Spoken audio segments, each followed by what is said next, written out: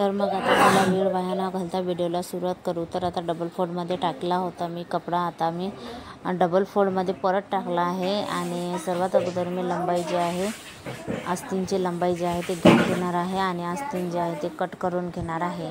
तर आता तुम्ही बघू शकता की मी साईडला माप टाकलेलं आहे. त्याच प्रकारे तुम्हाला सुद्धा असं माप टाकायचं आहे आणि कट करून घ्यायचं आहे. तर आता जो आपला कपडा आहे तो आपल्याला व्यवस्थित असा सेट करून घ्यायचा आहे. सेट केल्यानंतर तुम्ही बघू शकता साईडला मी जे काही माप दाखवलेले आहे तुम्हाला त्याच प्रकारे माप टाकायचं आहे, कारण की ब्लाऊज आपलं 36 साईजचं आहे. तर अशाच प्रकारे जर माप टाकला तरच ब्लाऊज परफेक्ट येणार आहे. तर चला मग आता माप टाकू.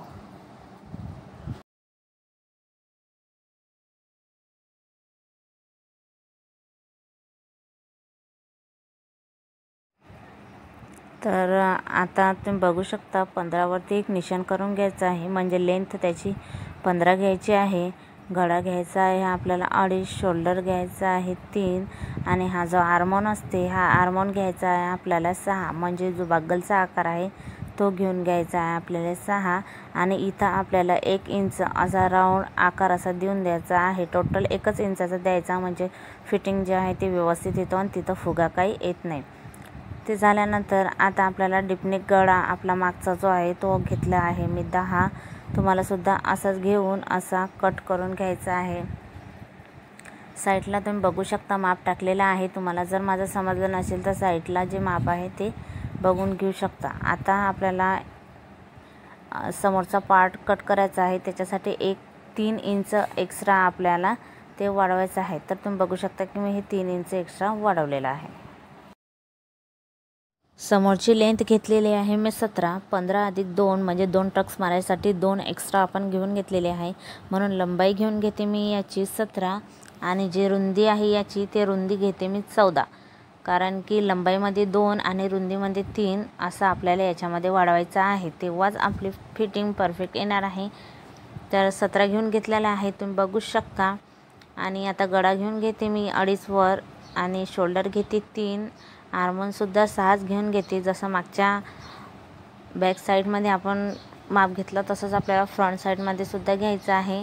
आणि इथं सुद्धा आपल्याला एक वरतीच असा राऊंड शेप जो आहे तो देऊन द्यायचा आहे. राऊंड शेप दिल्यानंतर समोरचा गळा आपल्याला घ्यायचा आहे 7चा घेतल्यानंतर तुम्ही गोल, स्क्वेअर तुम्हाला जसं वाटलं तुम्ही तसं इथं शेप देऊ शकता. आणि हा शेप झाल्यानंतर आता आपल्याला गळ्याच्याच खाली 4 इंच वरती एक असं इथं निशाण करून घ्यायचं आहे. आणि 4 इंचानंतर निशाण केल्यावर व्यवस्थित त्याचा सेंटर जो आहे तो आपल्याला असा काढायचा आहे.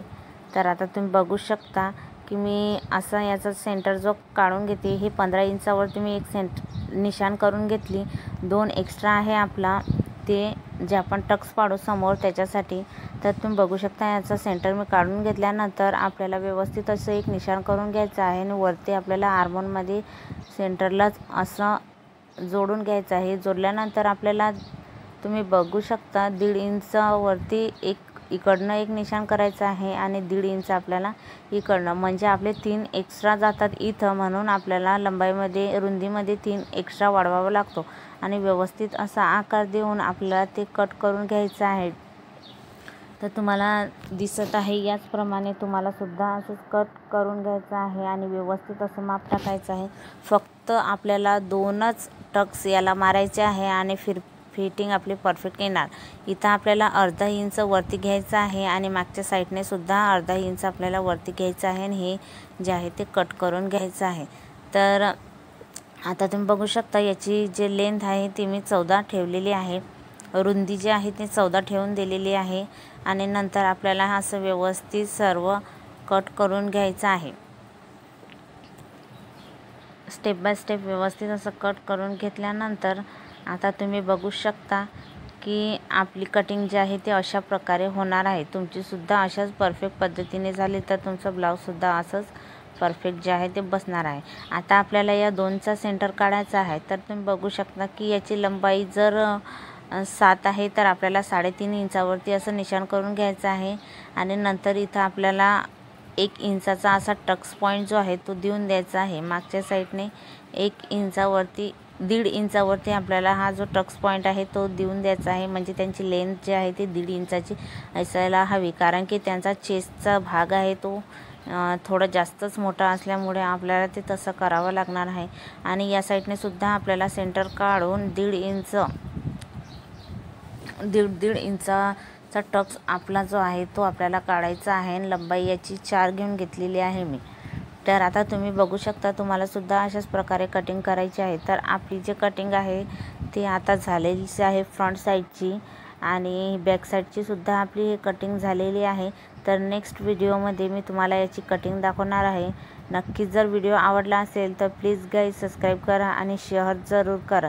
तर हा जो पार्ट उरलेला आहे याच्या आपण त्याला पट्ट्या पायपिंग लावण्यासाठी याचा उपयोग करणार आहे. तर तुम्ही माझा व्हिडिओ वॉच केल्याबद्दल तुमचं मनापासून धन्यवाद.